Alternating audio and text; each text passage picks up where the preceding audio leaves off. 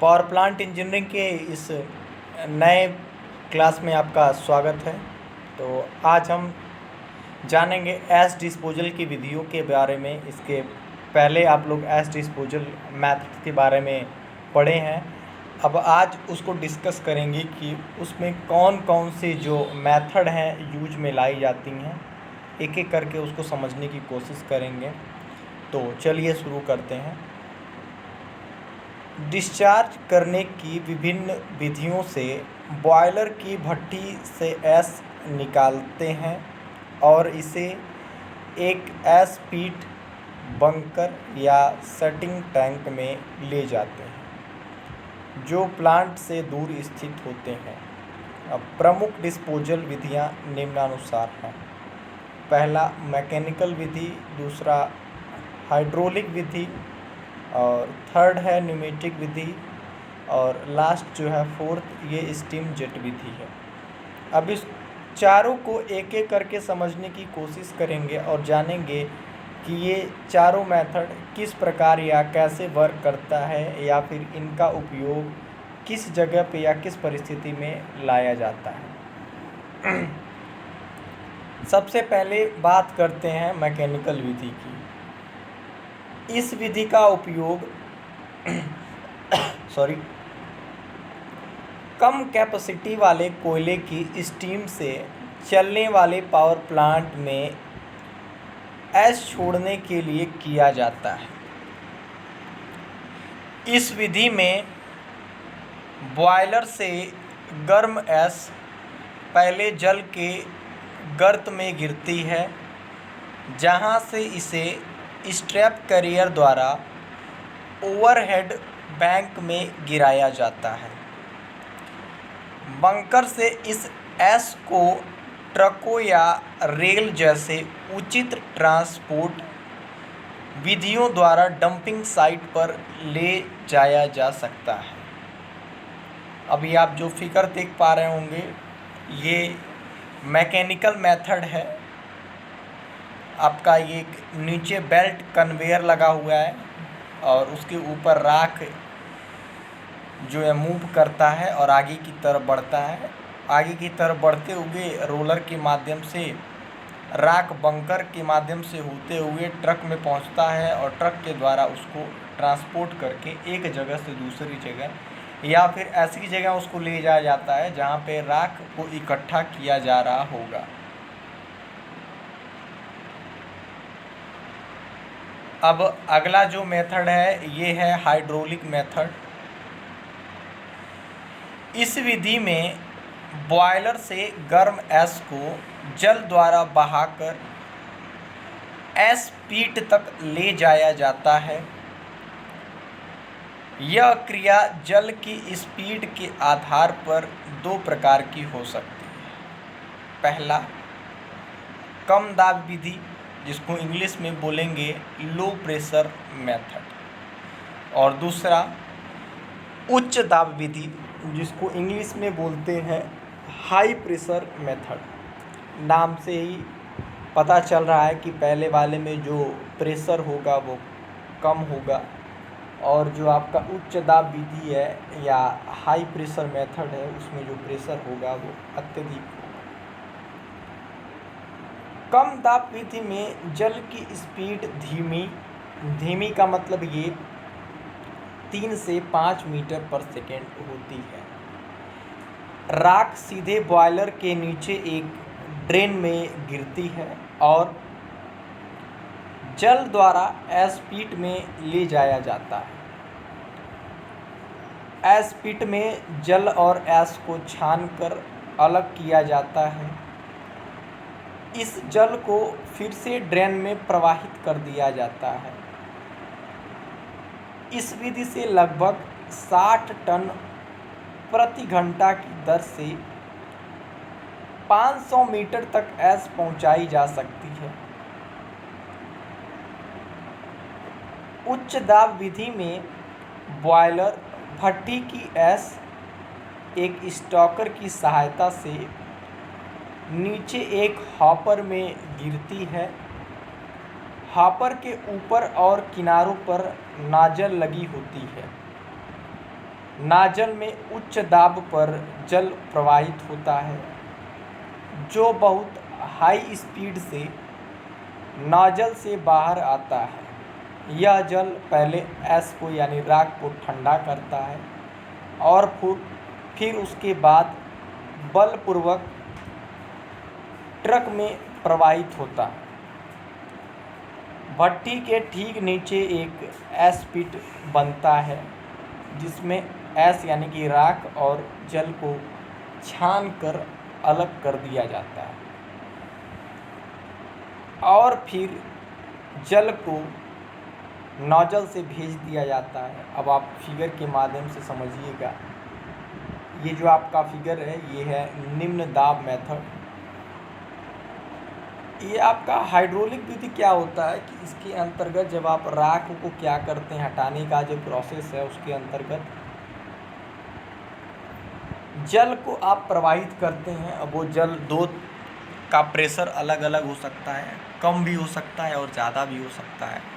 तो जब आप जल को प्रवाहित करेंगे तो वो जल क्या करेगा, राख को अपने साथ मिक्स कर लेगा और उसके बाद वो आगे की तरफ प्रवाहित हो जाएगा या आगे की तरफ राख को लेकर चल पड़ेगा और उसके बाद राख को छान कर अलग कर लिया जाता है और जल को अलग कर लिया जाता है। सेम इसी तरह से आपका इसी को आप हाइड्रोलिक मेथड बोलते हैं और ये राख को निकालने में सहायता प्रदान करता है या उपयोग में लाया जाता है। ये फिगर में आप देख पा रहे होंगे पानी है एक साइड से, यानी कि राइट हैंड साइड से देख पा रहे होंगे पानी का फ्लो है। पानी को अंदर की तरफ भेजा जा रहा है और राख को अपने साथ लेकर बाहर की तरफ निकल दिया जा रहा है। दूसरा जो फिगर है ये आपका उच्च दाब विधि है। उच्च दाब विधि में भी सेम यही है। पहले आप देख रहे होंगे पानी का जो प्रेशर है यानी कि high pressure water left hand side से भेजा जा रहा है नोजल के माध्यम से और पानी जो है धार के माध्यम से, जब जाहिर सी बात है प्रेशर ज़्यादा होगा तो वो धार के माध्यम से ही निकलेगा और उसके बाद राख जो है एस्पिट में आ जा रहा है और उसे राख जो है गर्त में यानी कि नीचे बैठ जाएगा और पानी ऊपर की तरफ तैरता रहेगा। उसके बाद उसको अलग कर लिया जाता है। उच्च दाब विधि का उपयोग बड़ी मात्रा में एस के डिस्पोजल के लिए किया जाता है। लगभग 120 टन पर आवर की दर से 1000 मीटर तक एस इस विधि द्वारा पहुंचाई जा सकती है। द्रव विधि द्वारा एस छोड़ने के प्रमुख लाभ। अब बात करते हैं कि जो हाइड्रोलिक मेथड आप समझे हैं इसके क्या क्या लाभ होते हैं, या दूसरे शब्दों में कहें तो इसके क्या क्या एडवांटेजेस होते हैं, इसको थोड़ा देख लेते हैं। इस विधि द्वारा एस को दूरी यानी कि लगभग 1000 मीटर तक पहुंचाया जा सकता है।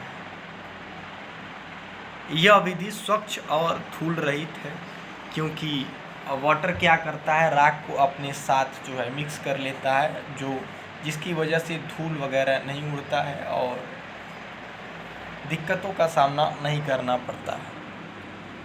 नाउ थर्ड पॉइंट है, इस विधि द्वारा पिघला हुआ एस छोड़ा जा सकता है। यह विधि विशेष रूप से बड़े प्लांट में उपयोगी है जहां एस होने की अधिक क्षमता वांछनीय है। एयर प्रदूषण इस विधि के कारण नहीं होता। ये तो बात हो गई आपकी हाइड्रोलिक विधि की।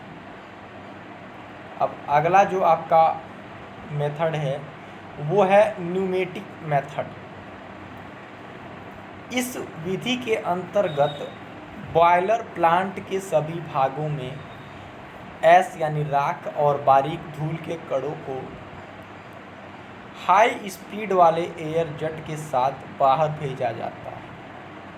इस विधि में बॉयलर से एस को पहले क्रशर से गुजारा जाता है जिसके कारण एस में उपस्थित मोटे कण बारीक कणों में परिवर्तित हो जाते हैं। ये कण हाई स्पीड एयर द्वारा ब्लो कर प्राइमरी एस सेपरेटर में लाते हैं जहां एस की उपस्थिति कण एयर के धीमा होने के कारण नीचे गिरते हैं और हॉपर में इकट्ठा हो जाते हैं, जहां से उसे विभिन्न ट्रांसपोर्ट विधियों द्वारा डंपिंग स्टेशन तक पहुंचाया जाता है। पाइप में वायुमंडल से हवा का चूषण एक वैक्यूम फैन द्वारा किया जाता है। एस या धूल के अत्यधिक महीन कणों को सेकेंडरी एस सेपरेटर में अलग किया जाता है और इसकी एयर को फिल्टर से गुजारा जाता है और वायुमंडल में इसको छोड़ दिया जाता है। इस विधि में एस निकालने की जो दर होती है वो 25 से 30 टन प्रति घंटा होती है। अब इसको आसान भाषा में समझने की कोशिश करते हैं कि आखिर न्यूमेटिक विधि होती क्या है। इसके पहले जो हम आपको बताए हैं हाइड्रोलिक मेथड, ये उसी से कुछ रिलेट कर रहा है, आप देख पा रहे होंगे। बस कुछ डिफरेंसेस हैं जो कि इसको उस मेथड से अलग बनाते हैं। जैसे कि हाइड्रोलिक मेथड में आप क्या कर रहे थे, उसमें आप पानी का प्रवाह कर रहे थे, लेकिन इसमें पानी की जगह आप हाई प्रेशर एयर का इस्तेमाल कर रहे हैं, जिसके द्वारा जो एस है वो बाहर की तरफ निकल जा रहा है, या हवा कहें तो अपने साथ जो है बॉयल राख को लेते जा रहा है। आप फिगर देखें, क्रशर दिखाया गया है जिसमें राख के जो कण होते हैं यानी कि बड़े कण, उसको क्रशर में छोटे छोटे टुकड़ों में विभाजित कर लिया जाता है और उसके बाद राख का हापर दिखाया गया है। आगे वायु यानी एयर पाइप के माध्यम से राख और पाइप जाएगी और उसके बाद फिल्टर होने के बाद एयर को अलग कर लिया जाएगा और राख को अलग कर लिया जाएगा।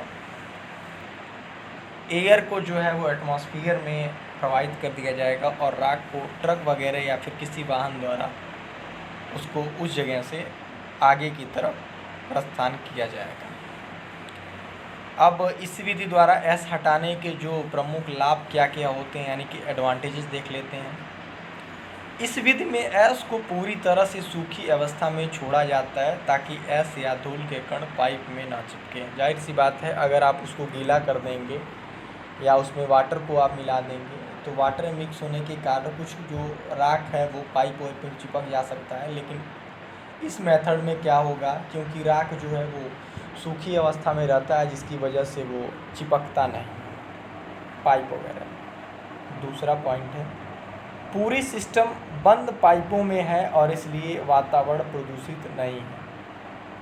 पाइपलाइन कम जगह घेरती है। इस सिस्टम में परिवर्तित लोड कंडीशनों के लिए पर्याप्त लचीलापन है। इस सिस्टम में मुख्य बात को ध्यान में रखना चाहिए कि पाइपलाइन के अवांछनीय वाल्व, बेड या मोल्ड आदि नहीं होना चाहिए। अब आपका जो अगला मेथड है ये है स्टीम जेट मेथड। यह विधि भी एयर विधि के समान ही होती है, लेकिन यह एयर के स्थान पर स्टीम का उपयोग करती है। एस हाई स्पीड वाली स्टीम से उड़ती है और एस हापर में इकट्ठा होती है। अगर हम लास्ट के तीनों मेथड की बात करें, हाइड्रोलिक और आपका उसके बाद वायुवीय विधि और स्टीम जेट विधि, इन तीनों में बस कुछ डिफरेंसेस हैं। हाइड्रोलिक मेथड में आप वाटर का प्रवाह करवाते हैं और उसके साथ राख मिक्स हो जाती है। वायुवीय विधि में आप एयर का फ्लो जो यानी कि एयर को आप प्रवाहित करते हैं और स्टीम जेट में स्टीम को प्रवाहित करते हैं और राख को बाहर करते हैं।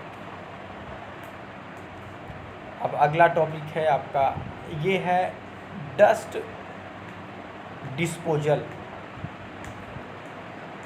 हम जानते हैं कि भारत में उपलब्ध कोयले में एस बहुत अधिक है। एस के बारीक कण बॉयलर से फ्लू गैसों के साथ मिल जाते हैं और वायुमंडल में पहुंचकर वातावरण को प्रदूषित करते हैं। इसलिए यह बहुत महत्वपूर्ण है कि इस तरह की फ्लू गैसों को वातावरण में छोड़ने से पहले साफ किया जाए। फ्लू गैसों को साफ करने के लिए प्रयोग में लाए जाने वाले उपकरणों में विशेष गुण होने चाहिए।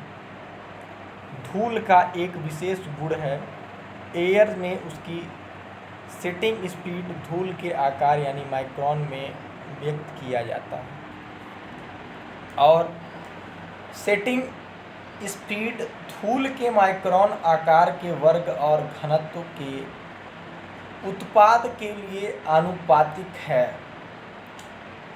विभिन्न उपकरणों में उनके भौतिक और इलेक्ट्रिकल गुणों के आधार पर धूल या जले हुए गैसों के इन महीन कणों के पृथक्करण में की विशेष व्यवस्था है। अब डस्ट डिस्पोजल के अंतर्गत हम इस चीज़ को देखते हैं कि जो आपकी फ्लू गैसेस होती हैं उन फ्लू गैसेस में कुछ राख या यूँ कहें कि धूल के कण भी होते हैं। तो अगर इन फ्लू गैसेस को उसी तरह से बाहर एटमॉस्फेयर में छोड़ दिया जाएगा तो वो वातावरण को प्रदूषित करेंगे। ऐसा ना हो इसलिए कुछ इक्विपमेंट का या उपकरणों का इस्तेमाल करके फ्लू गैसों को और जो उसमें राख वगैरह होती हैं या उसके बारीक कण होते हैं या धूल होते हैं उनको अलग कर लिया जाता है और फ्रेश आप कहें तो फ्रेश फ्लू गैसेस को जिसमें कि धूल के कण या राख के कण नहीं होते हैं उनको एटमॉस्फेयर में फिर छोड़ा जाता है। अब अगला टॉपिक है धूल या फ्लू गैसों को साफ करने के लिए अलग अलग उपकरण। विभिन्न उपकरण जो फ्लू गैसों को साफ करने के लिए उन्हें उपयोग में लाए जाते हैं उन्हें प्रिसिपिटेटर कहा जाता है। ये प्रिसिपिटेटर 3 प्रकार के होते हैं। पहला मैकेनिकल प्रिसिपिटेटर। अब ये जो मैकेनिकल प्रिसिपिटेटर हैं ये भी 2 प्रकार के होते हैं, एक सिंडर चेम्बर और दूसरा साइक्लोन सेपरेटर। नाउ दूसरा टाइप जो है ये है हाइड्रोलिक प्रिसिपिटेटर और थर्ड है इलेक्ट्रोस्टैटिक प्रिसिपिटेटर्स। अब पहले वाला बात करते हैं सबसे पहले मैकेनिकल प्रिसिपिटेटर की। इस व्यवस्था में फ्लू गैसों के धूल के कणों को अलग करने के लिए फ्लू गैसेस के प्रवाह पथ में अचानक परिवर्तन दिशा बदलने या बाधा डालने से कणों की स्पीड धीमी हो जाती है, जैसा कि आपको नीचे वाले चित्र में दिखाई पड़ रहा होगा। गुरुत्वाकर्षण के कारण धीमी स्पीड से बड़े और भारी कण अलग हो जाते हैं और हॉपर में इकट्ठा हो जाते हैं। लेफ्ट हैंड साइड से फिगर की शुरुआत करेंगे और समझने की कोशिश करेंगे। फ्लू गैसेस का प्रवाह जो है वो लेफ्ट हैंड साइड की तरफ से है और आगे बढ़ते हुए आप देख पा रहे होंगे कि फ्लू गैसेस का जो मार्ग है उसे बदल दिया गया है, उसे थोड़ा सा चौड़ा कर दिया गया है और उस मार्ग बदलने के कारण फ्लू गैसें और उसमें जो कण थे छोटे छोटे धूल के या राख के वो अलग हो गए। इसी तरह इन ये 3 फिगर दिखाए गए हैं अ ब स करके, तीनों में यही चीज़ें हैं और ये जो आपका फ्लू गैसेस हैं ये शुद्ध हो जाती हैं, यानी कि शुद्ध होने का मतलब ये है कि उनमें जो आपके राख के कण या धूल के कण होते हैं वो अलग हो जाते हैं और नीचे हॉपर में जाकर बैठ ले जाते हैं और उन्हें वहाँ से हटा दिया जाता है। दूसरा है आपका इसके अंतर्गत जो आता है यानी कि मैकेनिकल का ये एक है सिंटर कैचर, जिसको आप लोग यहाँ पे देखें हैं। नाउ मैकेनिकल का ही ये भाग है। इस की क्रिया भी प्रिसिपिटेटर चैम्बर के समान है। इसमें भी फ्लू गैसों के प्रवाह पथ में एक चैम्बर में बैफल प्लेटें रखी जाती हैं जो गैसों के प्रवाह में बाधा डालती हैं और उनकी दिशा बदलती हैं।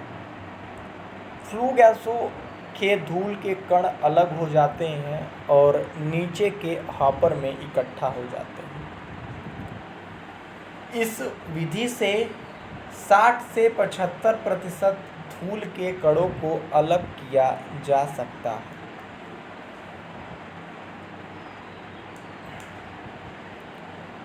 अब इसमें भी लेफ्ट हैंड साइड से फिगर को समझने की शुरुआत करते हैं। बीच में बैफल लगा हुआ है और वो क्या काम करता है कि फ्लू गैसेस के जो मार्ग हैं उनको परिवर्तित करता है या उनको स्थानांतरित करता है, और जिसको स्थानांतरित करके फ्लू गैसेस को नीचे की तरफ ले आता है।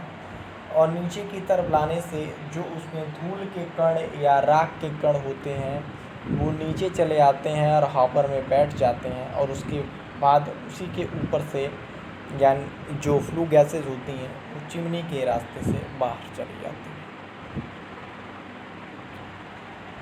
Next, cyclone separator. Mechanical separator का ये एक दूसरा भाग है। अब तक हम पहले भाग की चर्चा कर रहे थे या पहले प्रकार की चर्चा कर रहे थे। इस प्रकार के प्रिसिपिटेटर में धूल भरी फ्लू गैसों को हाई स्पीड से शंक्वाकार कोश में प्रवेश किया जाता है। नतीजन एक भंवर गति गैस में जनरेट होती है और धूल के बड़े कण फ्लू गैसों से अलग हो जाते हैं और नीचे इकट्ठा हो जाते हैं। गैसों को फिर से शंक्वाकार कोश से सेकेंडरी चैम्बर में ले जाया जाता है। यहाँ इसके बारीक कण भी टूटकर नीचे गिर जाते हैं। इस उपकरण की एफिशिएंसी 50 से 60% होती है। साइक्लोन सेपरेटर का फिगर स्क्रीन पे दिख रहा होगा। इसमें एक भंवर गति आपको दिख रही होगी, जैसा कि आप लोग एक शेकर आता है, मिल्क शेकर, उसमें आप मिल्क या और भी कोई एलिमेंट अगर डालते हैं और उसको मिक्स करेंगे तो उसमें एक इसी प्रकार का एलिमेंट पड़ा होता है जो कि उसके अंतर्गत भंवर गति जनरेट करता है, जिसकी वजह से दूध और या मिल्क या पानी जो भी आप उसमें डालते हैं और वो चीनी या और किसी एलिमेंट के साथ आसानी से मिक्स हो जाता है। और जब ये आप इसको चलाएंगे, मूव करवाएंगे, तो जो धूल के कण होंगे वो साइड साइड में चिपक जाएंगे और जो क्लीन एयर होगी वो ऊपर की तरफ प्रवाहित हो जाएगी। अगला है हाइड्रोलिक प्रिसिपिटेटर। जल और फ्लू गैसों को सीधे इन प्रिसिपिटेटर के संपर्क में लाया जाता है।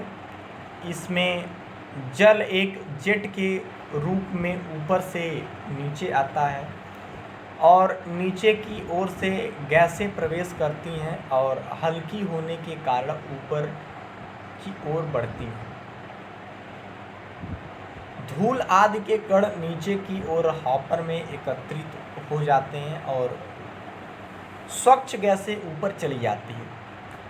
एयर के प्रवाह को स्पंज द्वारा कंट्रोल किया जाता है। नाउ नेक्स्ट है इलेक्ट्रोस्टैटिक प्रिसिपिटेटर। इन प्रिसिपिटेटर को थर्मल पावर प्लांट में मूल इकाइयों के रूप में उपयोग किया जाता है या साइक्लोन सेपरेटर के साथ जोड़ा जाता है। स्थिर इलेक्ट्रिकल प्रिसिपिटेटर का जो सिद्धांत है वो चित्र में प्रदर्शित किया गया है। इसकी क्रिया के अंतर्गत धूल के प्रवाह गैस को विपरीत चार्ज के साथ इलेक्ट्रिकल कंडक्टर के बीच से पास किया जाता है। इस कंडक्टरों को हाई वोल्टेज कैपेसिटी यानी कि 30,000 से 60,000 वोल्ट पर रखा जाता है। जब गैस इन कंडक्टरों से गुजरती है तो हाई वोल्टेज के प्रभाव में सभी धूल के कण पॉजिटिव और नेगेटिव आयनों में विभाजित हो जाते हैं और उनमें से पॉजिटिव आयन लगभग 80% और नेगेटिव आयन लगभग 20% हैं। फिगर में आप लोग ये प्रोसेस को देख पा रहे होंगे और जैसा कि मैंने बताया आप समझ भी पा रहे हैं। इस आयनित गैस को फिर से धूल संग्रह इकाइयों के माध्यम से पास किया जाता है। जब धूल के आवेशित कण इस उच्च तीव्रता वाली इलेक्ट्रोस्टैटिक से गुजरते हैं तो पॉजिटिव रूप से आवेशित कण स्थैतिक इलेक्ट्रिकल फील्ड के बल से प्रभावित भू संपर्कित प्लेटों पर जमा हो जाते हैं और बाद में इन प्लेटों को हिलाया जाता है और इन पर एकत्रित धूल को हॉपर में इकट्ठा किया जाता है। अब आपका एक अगला जो टॉपिक है ये है कालिख का जमाव और एवं उसको फूटना, soot formation and blowing.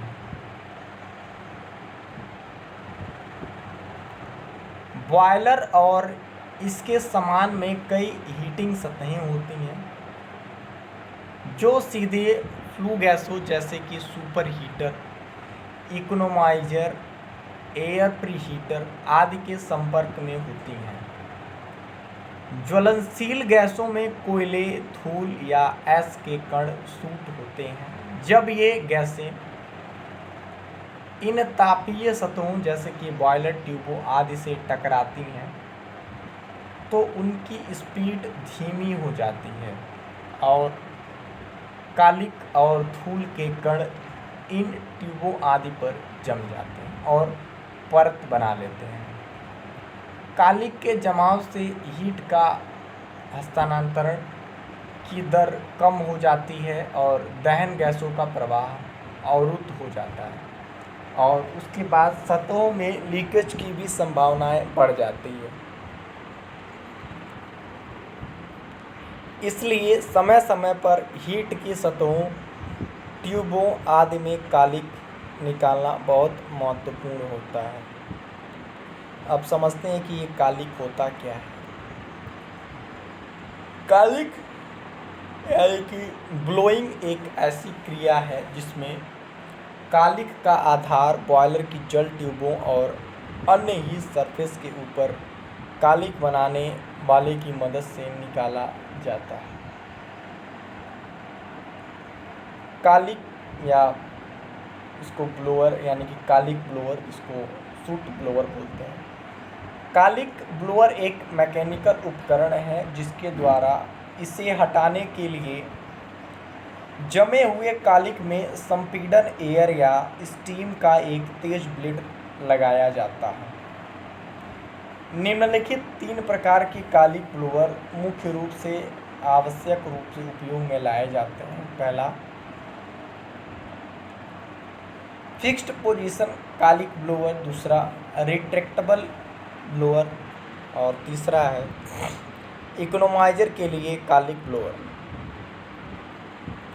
Fixed position कालिख blower में एक क्लोज्ड सिरा पाइप पर कई छोटे नोजल होते हैं जिसमें दाब वाली स्टीम या कंप्रेस्ड एयर प्रवाहित होती है।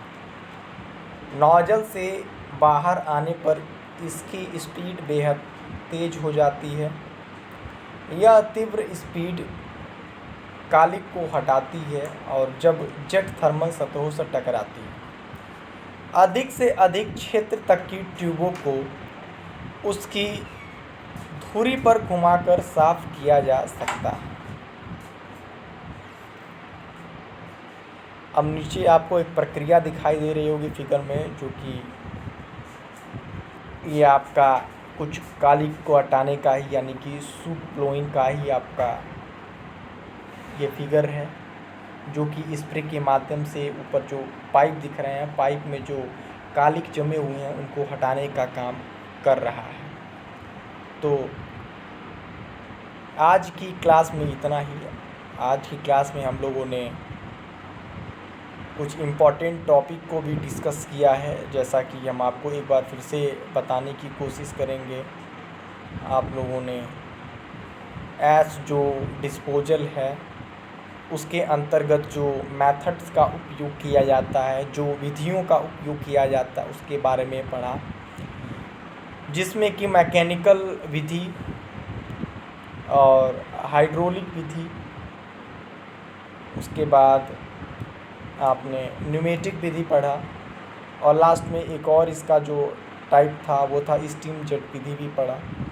उसके बाद डस्ट को डिस्पोजल करने का प्रोसेस के बारे में आप समझे हैं, जिसमें डिफरेंट टाइप्स ऑफ प्रिसिपिटेटर्स का इस्तेमाल किया जाता है, जिसमें मैकेनिकल, हाइड्रोलिक और इलेक्ट्रोस्टैटिक का इस्तेमाल किया जाता है। तो इसी के साथ आज की क्लास को ख़त्म करते हैं या समाप्ति की तरफ अग्रसित करते हैं। हम आशा करते हैं कि आज जो मैंने आपको जो भी बताया है या समझाया है आपको समझ में आया होगा, और अब इसके बाद का जो टॉपिक होगा वो हम आगे या नेक्स्ट क्लास में डिस्कस करेंगे। धन्यवाद।